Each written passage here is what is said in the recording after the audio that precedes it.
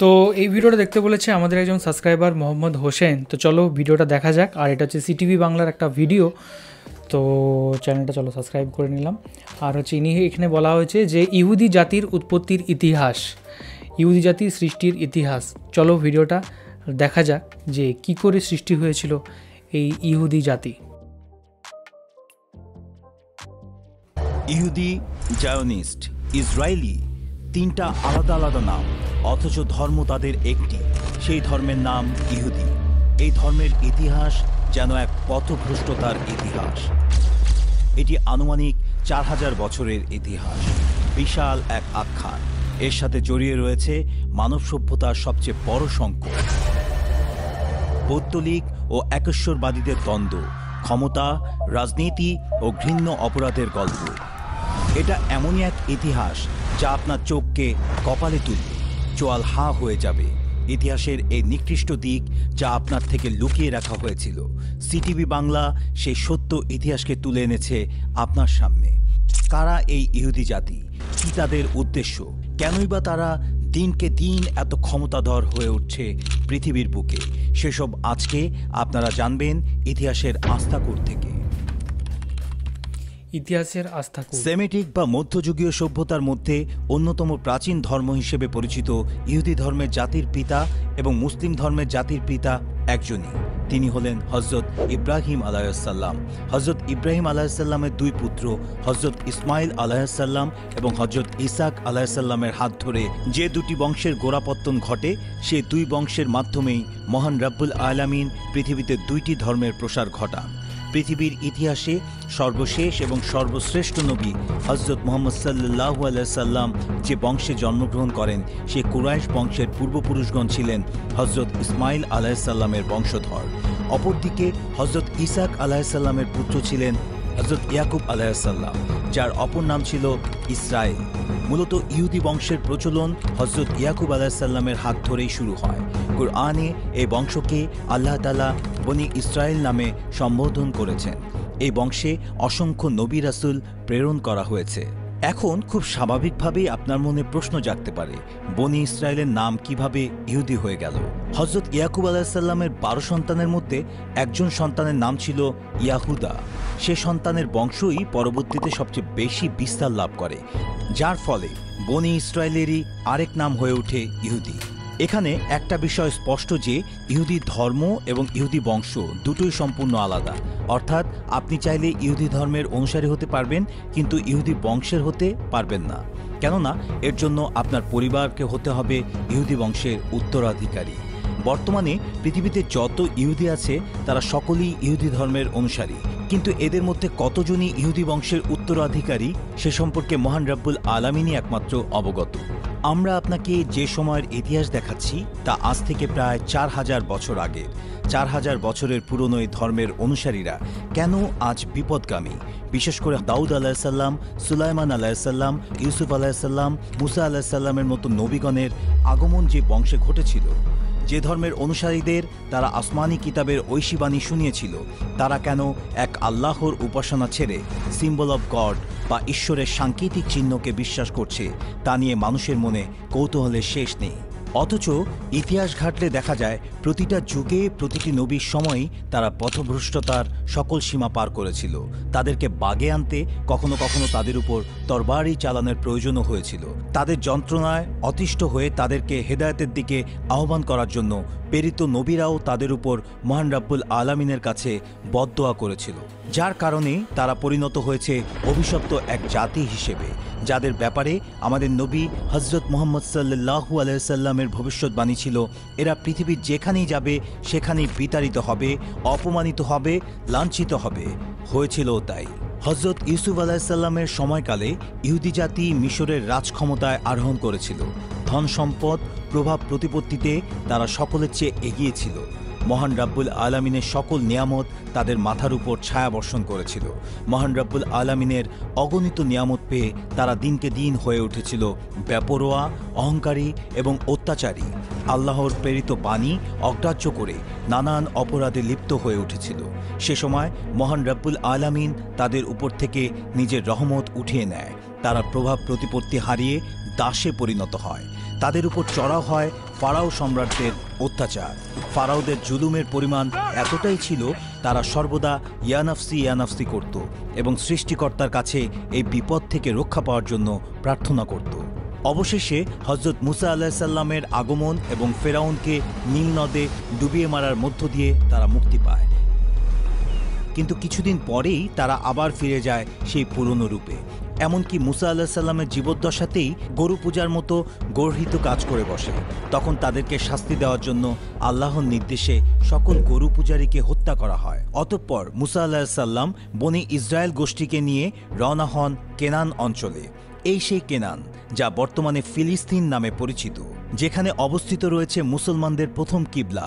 কেনান সম্পর্কে ইহুদিদের বিশ্বাস, এই অঞ্চলের ব্যাপারে হজরত ইয়াকুব আলাইসাল্লামকে স্বপ্নের মাধ্যমে আল্লাহর পক্ষ থেকে ওয়াদা করা হয়েছিল যে একদা এই অঞ্চল ইয়াকুব আলাইসাল্লামের বংশধরদের দেয়া হবে। তারা আজও সেই বিশ্বাস নিয়েই বেঁচে আছে। কেনান বা ফিলিস্তিন নিয়ে সামনে আরও আলোচনা করা হবে। মুসা আলাহিসাল্লামের সাথে কেনানে আসার পর তারা কিছুটা সুস্থির এবং সভ্য হলেও মুসা আলাহিসাল্লামের ওফাতের পরপর তারা পুনরায় পাপের রাস্তা বেছে নিতে থাকে। একটা সময় তাদের সীমালঙ্ঘন এতটাই ভয়াবহ পর্যায়ে পৌঁছায় যে তারা সত্যিকার অর্থেই পথভ্রষ্ট হয়ে যায় এবং মূর্তি পূজা শুরু করে। তখন তাদের ঐক্যতা নষ্ট হয়, ফলে বিদেশি শক্তি তাদের উপর নিজেদের কর্তৃত্ব প্রতিষ্ঠা করে। কয়েকশো বছর ইহুদিরা নিজ ভূমিতেই মানবেতর জীবনযাপন করতে থাকে। এবারও তাদের উপর অত্যাচার দেখে মহান রব্বুল আলামিনের রহমত তাদের উপর বর্ষণ হয়। হযরত দাউদ আলাইহিসসালাম এসে তাদেরকে পৌত্তলিক তথা মূর্তি পূজারীদের হাত থেকে রক্ষা করে। দাউদ আলাইহিসসালাম এবং ওনার ছেলে হযরত সুলাইমান আলাইহিসসালামের হাত ধরে ইহুদি জাতি আবার পৃথিবীর বুকে শ্রেষ্ঠত্ব অর্জন করে। হযরত সুলাইমান আলাইহিসসালাম ফিলিস্তিনে অবস্থিত প্রথম কিবলা বাইতুল মুকাদ্দাসের পুনর্নির্মাণ করেন। বাইতুল মুকাদ্দাস নিয়ে একটা ভ্রান্তি আমাদের সমাজে বহুকাল ধরে প্রচলিত আছে। অনেকে বিশ্বাস করে সোনালী রঙের যে গম্বুজের ছবি আমরা সচরাচর দেখি বাইতুল মুকাদ্দাস সেটাই। আবার অনেকে অস্বীকার করে বলে যে এর পাশে ছোট্ট করে কালো রঙের যে গম্বুজ দেখা যায় সেটি আসল বাইতুল মুকাদ্দাস। সোনালী রঙেরটা ইহুদিদের উপাসনালয়। এখানে উভয় পক্ষই ভুল করে।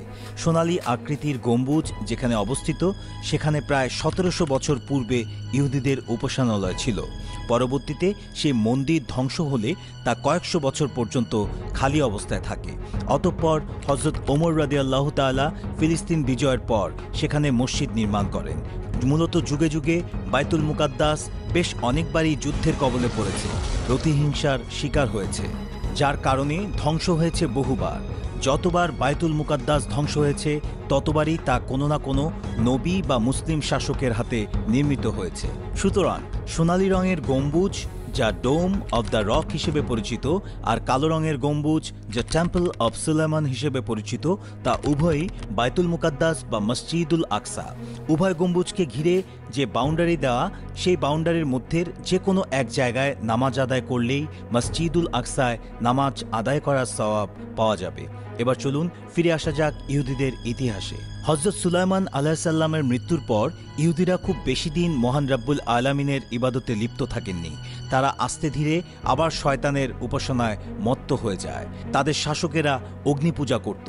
মুসা আলাইহিসসালামের মাধ্যমে যে আসমানি কিতাব তাওরাত তাদেরকে জীবন বিধান হিসেবে দেওয়া হয়েছিল তাতে তারা নিজেদের সুবিধামতো পরিমার্জন করার ধৃষ্টতা দেখায়। তাদের এমন নির্লজ্জতার কারণে তারা বারবার আল্লাহর শাস্তির মুখে পড়ে। কখনো গৃহহীন হয়ে যাযাবরের মতো ঘুরেছে, কখনো গণহত্যার শিকার হয়েছে, যার মধ্যে উল্লেখযোগ্য ছিল ব্যাবিলনীয় সাম্রাজ্যের দ্বারা গণহত্যার শিকার হওয়া, রোমান সাম্রাজ্যের দ্বারা সিরিয়া থেকে বিতাড়িত হয়ে আরব ভূখণ্ডে আশ্রয় নেয় এবং সেখানেও 100 বছরের বেশি টিকতে পারেনি। হযরত মুহাম্মদ সাল্লাল্লাহু আলাইহি সাল্লামের সময় আরব থেকে বিতাড়িত হয়ে পৃথিবীর বিভিন্ন স্থানে যাযাবরের মতো ঘুরে বেরিয়ে তারা চলে যায় ইউরোপে। আজ ইসরায়েল রাষ্ট্রের এত ঘনিষ্ঠ বন্ধু ইউরোপও ইহুদিদের ইউরোপের মাটিতে আশ্রয় দেয়নি, দূর দূর করে তাড়িয়ে দিয়েছিল, গণহত্যা চালিয়েছিল। এক ইউরোপিয়ান শাসক অ্যাডলফ হিটলারই নিজ হাতে হত্যা করেছিল 60 লক্ষ ইহুদি, ইতিহাসে যা হলোকাস্ট নামে পরিচিত। তবে ইহুদিদের এমন অপদস্থ হওয়া বা কঠিন শাস্তির মুখে পড়ার ব্যাপারটা যে শুধুমাত্র মহান রব্বুল আলামিনের অবাধ্যতার কারণে এমন নয়। ঐতিহাসিকগণ দাবি করেন ইহুদিরা সবসময় বেশ ধূর্ত, চালাক এবং বেঈমান চরিত্রের অধিকারী ছিল। তারা যখন যে স্থানে বসবাস শুরু করত, প্রথমে সেখানকার স্থানীয়দের সাথে ভাব জমিয়ে তাদের থেকে জায়গা জমি কিনত, তারপর ধীরে ধীরে তাদের উচ্ছেদ করে দিয়ে নিজেরা দখল করে বসবাস শুরু করত। ইহুদি বংশের লোকেরা সাধারণত ব্যবসায়ী হতো এবং তাদের ব্যবসার কৌশল খুবই আধুনিক এবং সময়ের চেয়ে অনেক বেশি এগিয়ে থাকত, যার ফলে তারা যাযাবরের মতো ঘুরলেও অর্থ সম্পদের কোনো অভাব হতো না। সেই অর্থ কাজে লাগিয়ে তারা স্থানীয়দের উপর ছড়ি ঘুরাতো। তখন স্থানীয়দের চোখে, এমনকি সেসব স্থানের রাজাদের কাছেও তারা অপরাধী এবং বহিরাগত লুটেরা হিসেবে চিহ্নিত হতো আর বিতাড়িত হতো। যুগ যুগ ধরে বিভিন্ন রকমের ঘাত প্রতিঘাত সয়ে ইহুদিরা বুঝতে পারে যে যে কোনো সমাজে আশ্রয় নিতে গেলে এবং সে সমাজকে নিজেদের আয়ত্তে রাখতে চাইলে শিক্ষা এবং অর্থের কোনো বিকল্প নেই, কেননা একমাত্র শিক্ষিত ধনী ব্যক্তিদেরই যে কোনো সমাজের উঁচু স্তরে গ্রহণযোগ্যতা থাকে। তাই তারা অর্থ উপার্জনের পাশাপাশি শিক্ষার প্রতি অধিক গুরুত্ব দেওয়া শুরু করে। আজকে আমরা যে আধুনিক উন্নত প্রযুক্তির ইসরায়েল রাষ্ট্র দেখছি, তা মূলত তাদের হাজার বছরের অধ্যবসায়ের ফলে সম্ভব হয়েছে। ইহুদিদের ইতিহাসের সবচেয়ে যুগান্তকারী অধ্যায় নিঃসন্দেহে ফিলিস্তিন দখল এবং সেখানে নিজেদের জন্য একটি স্বতন্ত্র রাষ্ট্র তৈরি করা। প্রায় ৩,০০০ বছর ধরে ইহুদিরা বিশ্বাস করে এসেছে যে সৃষ্টিকর্তা ইয়াকুব আলাইহিসসালামের মাধ্যমে তাদের জন্য একটি ভূখণ্ড বরাদ্দ করে রেখেছে, যে ভূখণ্ডের মালিকানা একমাত্র তাদেরই। সে ভূখণ্ডের নাম কেনান, যা বর্তমান ফিলিস্তিন এবং তার আশেপাশের কিছু অঞ্চল। ইহুদিদের এই বিশ্বাস এসেছে মূলত তাদের হাতে বিকৃত তাওরাত কিতাবের উল্লেখিত একটি ঘটনা থেকে, যেখানে বলা হয়েছে হযরত ইয়াকুব আলাইহিসসালামকে আল্লাহ তাআলা স্বপ্নের মাধ্যমে প্রতিশ্রুতি দিয়েছেন যে কেনান অঞ্চলের মতো পবিত্র ভূমি তার সন্তানদেরকে দেয়া হবে। এই ঘটনা তাদের কাছে জ্যাকব ল্যাডার ড্রিমস নামে পরিচিত। জ্যাকব ল্যাডার ড্রিমস থিওরিতে বিশ্বাসী ইহুদিরা যুগ যুগ ধরে যখনই বিপদের সম্মুখীন হয়েছে তখনই এই অঞ্চলে এসে জড়ো হওয়ার চেষ্টা করত। তারা এও বিশ্বাস করত যে পৃথিবী ধ্বংসের আগে সৃষ্টিকর্তার পক্ষ থেকে মসিয়া নামে একজন দূত এসে অবশ্যই তাদেরকে এই প্রমিস ল্যান্ডে থাকার ব্যবস্থা করে দিবে। সর্বশেষ 18 শতাব্দীতে ইহুদিরা যখন নিজেদের ধর্ম পরিচয় আত্মগোপন করে ইউরোপে বসবাস শুরু করেন, তখন থিওডোর হার্জেল নামে তাদেরই একজন ব্যবসায়ী ফিলিস্তিনিকে নিজেদের দখলে আনার লক্ষ্যে 1897 সালে জায়নবাদ বা জায়নিজম আন্দোলন শুরু করেন। তিনি ইহুদিদের স্বপ্ন দেখাতে শুরু করেন একদিন তারা তাদের সৃষ্টিকর্তার ওয়াদাকৃত অঞ্চলে বসবাসের সুযোগ পাবে। এই আন্দোলনকে যারা সমর্থন করে বা আন্দোলনের অংশ হিসেবে নিজেকে গর্বিত ভাবে, তাদেরকে বলা হয় জায়নিস্ট। পরবর্তীতে ইসরায়েল যখন রাষ্ট্র হিসেবে স্বীকৃতি পায়, তখন তারা থিওডোর হার্জেলকে ইসরায়েলের রাষ্ট্রের জাতির পিতা হিসেবে ঘোষণা করে। 1897 সালে শুরু হওয়া জায়নিজম আন্দোলনের ফলে ইহুদিরা নতুন করে প্রস্তুতি শুরু করে আরবে প্রবেশের। পূর্বেই উল্লেখ করেছিলাম, ইহুদিরা ব্যবসায়ী এবং পণ্য বিক্রির অসাধারণ কৌশল রপ্ত করার কারণে আর্থিকভাবে কখনোই তারা অসচ্ছল ছিল না। তার উপর শিক্ষার প্রতি অধিক গুরুত্ব দেওয়ার ফলে শিক্ষা এবং গবেষণাতেও তারা বেশ উঁচু স্তরের সফলতা লাভ করে, যার ফলে ইউরোপের সাধারণ ইহুদিরা কোণঠাসা হয়ে থাকলেও উচ্চশিক্ষিত গবেষক এবং ব্যবসায়ী ইহুদিরা মোটামুটি বিভিন্ন দেশের গুরুত্বপূর্ণ পদে আরোহণ করতে পেরেছিল। তারা শুধু গুরুত্বপূর্ণ পদ দখল করেই থেমে যায়নি, নিজেদের আলাদা এক আবাসনের জন্য ভিতরে ভিতরে সব ধরনের প্রচেষ্টা চালিয়ে যাচ্ছিল। ইউরোপের সর্বোচ্চ পর্যায় থেকে মোটামুটি সিদ্ধান্ত নেওয়া হয়েছিল তাদেরকে আফ্রিকার উগান্ডায় বসবাসের ব্যবস্থা করে দেওয়া হবে। ঠিক এমন সময় ইহুদিদের জন্য শাপে বর হয়ে আসে প্রথম বিশ্বযুদ্ধ। প্রথম বিশ্বযুদ্ধের আগে যুক্তরাজ্য নিজেদের অস্ত্রকে সুরক্ষিত রাখতে এক ধরনের গ্লিসারিন ব্যবহার করত, যা আসত মূলত জার্মান থেকে। কিন্তু বিশ্বযুদ্ধের সময় জার্মানি যুক্তরাজ্যের বিপক্ষে থাকলে তারা গ্লিসারিন সাপ্লাই বন্ধ করে দেয়। এতে যুক্তরাজ্য বিপদে পড়ে যায়। এমন পরিস্থিতিতে যুক্তরাজ্যকে সাহায্য করতে এগিয়ে আসে একজন ইহুদি গবেষক এবং ব্যবসায়ী। তার নাম চাইম ওয়াইজম্যান। তিনি ছিলেন জায়নিজম আন্দোলনের অন্যতম গুরুত্বপূর্ণ সদস্য। চাইম ওয়াইজম্যান অস্ত্র সুরক্ষিত রাখতে গ্লিসারিনের বিকল্প হিসেবে অ্যাসিটন নামে এক ধরনের পদার্থের আবিষ্কার করে দেন যুক্তরাজ্যকে। এছাড়াও বিশাল আর্থিক সহায়তা দেন। ওয়াইজম্যানের এমন অভূতপূর্ব সাহায্যে যুক্তরাজ্য এবং তার মিত্ররা অনেক বেশি খুশি হন এবং যুদ্ধের পর তারা ওয়াইজম্যানকে পুরস্কৃত করতে চান। তখন ওয়াইজম্যান জানান তার জন্য একমাত্র পুরস্কার হবে তাদের প্রমিস ল্যান্ড অর্থাৎ ফিলিস্তিনে তাদেরকে বসবাসের সুযোগ করে দেয়া। ওয়াইজম্যানের এমন মোক্ষম চালে ইউরোপ কাবু হয়ে পড়ে এবং ইহুদিদের উগান্ডায় পাঠানোর সিদ্ধান্ত থেকে সরে এসে ফিলিস্তিনে বসবাসের ব্যবস্থা করে দেওয়ার ষড়যন্ত্র শুরু করে। ফিলিস্তিন ছিল সে সময় উসমানী সালতানাতের অধীনে। প্রথম বিশ্বযুদ্ধে পরাজয়ের ফলে তুরস্কের ক্ষমতা তখন একেবারেই নিঃশেষ হয়ে গিয়েছিল। সেই সুযোগের সদ্ব্যবহার করে ধাপে ধাপে ফিলিস্তিনে প্রবেশ করতে থাকে ইহুদিরা। প্রথমে তারা ফিলিস্তিনিদের কাছ থেকে ঘর ভাড়া করে নিয়ে থাকা শুরু করে, তারপর বেশি দামের লোভ দেখিয়ে সেসব ঘর কিনে নিতে থাকে। দ্বিতীয় বিশ্বযুদ্ধে জার্মানির পরাজয়ের পর পুরো পৃথিবীর একচ্ছত্র ক্ষমতা যখন ইউরোপীয়দের হাতে চলে আসে, তখন ইহুদিরা তাদের আসল চেহারা দেখাতে শুরু করে। সংখ্যায় সামান্য হলেও তারা স্থানীয় ফিলিস্তিনিদের উপর জোর খাটিয়ে দখল শুরু করে। সে সময় ফিলিস্তিনিরা ইহুদিদের উচ্ছেদ করা শুরু করলে সঙ্গে সঙ্গে আমেরিকা এসে হস্তক্ষেপ করে এবং সিদ্ধান্ত হয় পুরো ফিলিস্তিনের ৫৫ জুড়ে থাকবে ফিলিস্তিনিরা, বাকি ৪৫ জুড়ে থাকবে ইহুদিরা। আমেরিকার এমন সিদ্ধান্তে ফিলিস্তিন সহ গোটা আরব বিশ্ব রাগে ফেটে পড়ে। ১২ কোটি ফিলিস্তিনির জন্য ৫৫ জায়গা রেখে মাত্র ৬ লাখ ইহুদির জন্য ৪৫ জায়গা বরাদ্দ করে দেয়া কত বড় ধৃষ্টতা এবং কূটনীতি চাল তা বলার অপেক্ষা রাখে না। জাতিসংঘের মাধ্যমে এই সিদ্ধান্তের বৈধতা দেওয়ার পরপরই ইহুদিরা নিজেদের অধিকৃত অঞ্চলকে ইসরায়েল নামে আলাদা রাষ্ট্র হিসেবে ঘোষণা দেয়। নব্য গঠিত এই রাষ্ট্রের প্রেসিডেন্ট হন চাইম ওয়াইজম্যান। ইসরায়েল রাষ্ট্র ঘোষণা হওয়ার ৬ মিনিটের মাথায় আমেরিকা তাদেরকে স্বীকৃতি দিয়ে দেয়। এভাবেই একটা স্বাধীন ও সার্বভৌম রাষ্ট্রের স্বাধীনতা ছিনিয়ে নিয়ে নিজেদের দখলদারিত্ব প্রতিষ্ঠা করে ইহুদি তথা ইসরায়েল। এইটা মোটামুটি একটা বিস্ময়কর বিষয় যে ১৯৪৮ সালে প্রতিষ্ঠিত হওয়া একটি রাষ্ট্র এত দ্রুত কিভাবে সামরিকভাবে, আর্থিকভাবে এবং প্রযুক্তিগতভাবে শ্রেষ্ঠ হয়ে উঠল। খুব গভীরভাবে যদি আমরা ইহুদিদের ইতিহাসের দিকে আলোকপাত করি তাহলে মূল ৪টা কারণ উঠে আসে, যেসব কারণের দ্বারা ৭৫ বছর বয়সী ইসরায়েল পৃথিবীর হর্তাকর্তায় পরিণত হয়েছে। নাম্বার ১, অর্থনৈতিক সক্ষমতা। ইহুদিরা কিন্তু একদম শুরু থেকেই ব্যবসায়ী ছিল। ব্যবসার ক্ষেত্রে তাদের সাথে পেরে ওঠা কোনো যুগেই কারো পক্ষে সম্ভব ছিল না। ব্যবসায় তাদের নানান কৌশল এবং হঠকারিতার প্রমাণ পাওয়া যায় ইতিহাসে।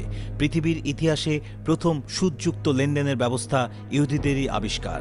আজকের বিশ্বে আমরা যত বড় বড় শিল্প প্রতিষ্ঠান দেখি, হোক তা পেপসি, কোকাকোলা কিংবা ফেসবুক, গুগল, অ্যাপল, মাইক্রোসফট, পেপ্যালের মতো প্রতিষ্ঠান, সবকিছুই ইহুদিদের প্রতিষ্ঠিত এবং ইহুদিদের দ্বারা পরিচালিত। সুতরাং অর্থনৈতিক বিশাল সক্ষমতাই তাদের এত দ্রুত শক্তিশালী হওয়ার পেছনের অন্যতম একটি কারণ।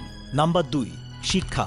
শত শত বছর ধরে যাযাবরের মতো পৃথিবীর এই প্রান্ত থেকে ও প্রান্তে ঘুরে বেড়ানো ইহুদিরা একটা জিনিস খুব ভালোভাবেই উপলব্ধি করতে পারে যে কোনো সমাজে স্থায়ী হওয়ার জন্য শুধুমাত্র অর্থ থাকলেই হবে না, থাকতে হবে সর্ববিষয়ে জ্ঞানের আলো।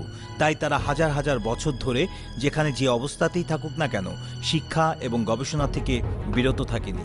তাই ছড়িয়ে ছিটিয়ে থাকলেও ইহুদিদের কেউ না কেউ সবসময় কোনো না কোনো সমাজের নেতৃস্থানীয় আসনে বসেছিল শুধুমাত্র মেধার জোরে। ইসরায়েল যখন প্রতিষ্ঠা পায় তখন সর্বপ্রথম তারা অত্যাধুনিক সব গবেষণা কেন্দ্র স্থাপন করা শুরু করে। এমনকি কেউ নিজ উদ্যোগে কোনো কিছু নিয়ে গবেষণা করতে চাইলে সরকারের পক্ষ থেকে সর্বধরনের সহযোগিতা করা হবে এমন নিয়মও জারি করা হয়। তাই তরুণ সমাজ নানান গবেষণা লিপ্ত হয়ে প্রযুক্তিগতভাবে ইসরায়েলকে আকাশচুম্বী সফলতা এনে দেয়। ৩ নম্বর কারণ, আমেরিকা। ইসরায়েলের সূচনা লগ্ন থেকে আজ পর্যন্ত ইসরায়েলের যত রকমের সহযোগিতার প্রয়োজন হয়েছে তা বিনা সংকোচে, বিনা প্রশ্নে আমেরিকা করে এসেছে।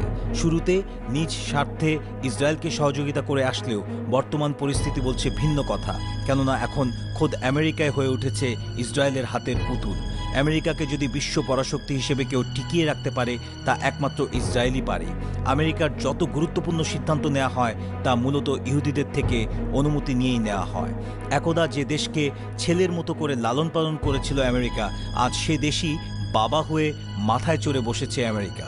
কারণ নম্বর ৪, বাইতুল মুকাদ্দাস। জানি আপনি অবাক হচ্ছেন, বাইতুল মুকাদ্দাস কিভাবে ইসরায়েলের পরাশক্তি হয়ে ওঠার কারণ হতে পারে। একথা আমরা সবাই জানি যে বাইতুল মুকাদ্দাস তথা ফিলিস্তিন ভূখণ্ড পৃথিবীর অন্যতম পবিত্র একটি ভূমি।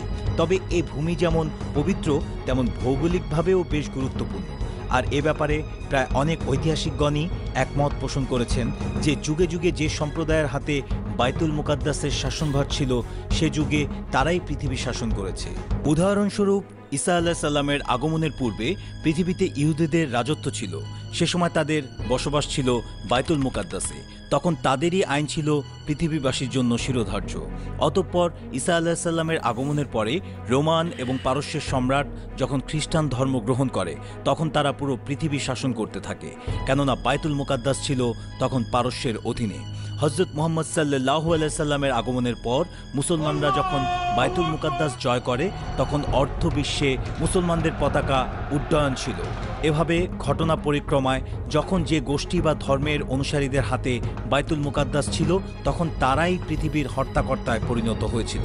তাই তো হাজার হাজার বছর ধরে বাইতুল মুকাদ্দাসকে ঘিরে এত লড়াই, এত যুদ্ধ সংঘটিত হয়ে এসেছে। তাই ঐতিহাসিকগণের সাথে একমত হয়ে একথা বলাই যায় যে বাইতুল মুকাদ্দাসের অধিকার ইসরায়েলকে সুপার পাওয়ারে পরিণত করার পেছনে আলাদা ভূমিকা পালন করেছে। অনেকেই হয়তো ভেবে বসে আছেন যে ইসরায়েলের এত ষড়যন্ত্র, এত দাঙ্গা হাঙ্গামা শুধুমাত্র ফিলিস্তিনকে পূর্ণ কবজা করার জন্যই বুঝি। যারা এই ধারণা পোষণ করেন তারা এবার চমকে উঠবেন ইসরায়েলের আসল চেহারা দেখে। কেননা যে ইসরায়েল অল্পদিনেই ফিলিস্তিনের ৮০% অঞ্চল দখল করে নিজেদের রাষ্ট্র প্রতিষ্ঠা করে ফেলেছে, তাদের কাছে বাকি ২০% দখল করা কোনো ব্যাপারই না। কিন্তু তারা এইটুকু অঞ্চল কখনোই সম্পূর্ণ দখল করবে না, কারণ তাদের নিত্য নতুন অত্যাধুনিক